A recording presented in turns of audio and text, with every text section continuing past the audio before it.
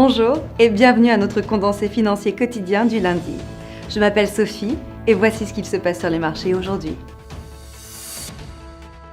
La probabilité que l'économie américaine croisse de 3% cette année a chuté le mois dernier car de mauvais chiffres et des inquiétudes politiques ont entamé la confiance. La livre s'est hissée au-dessus des 1,30$ pour la première fois depuis septembre après qu'un rapport a montré que les ventes au détail en Grande-Bretagne ont gagné davantage que ce que les économistes attendaient. Alibaba Group Holding Ltd prévoit de racheter ses parts pour un montant de 6 milliards de dollars en 2 ans après avoir battu les prévisions de chiffre d'affaires pour le premier trimestre sans toutefois dépasser les prévisions de profit.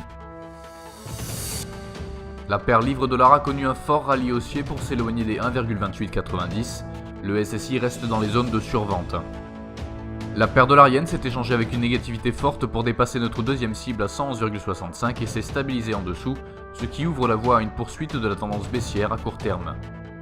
Le cours de l'argent n'a montré aucun mouvement fort récemment pour continuer de fluctuer autour des 16,80, restant stable au-dessus, donc aucun changement au scénario haussier. La paire dollar-yen s'est échangée avec une négativité forte pour dépasser notre deuxième cible à 111,65 et s'est stabilisée en dessous, ce qui ouvre la voie à une poursuite de la tendance baissière à court terme.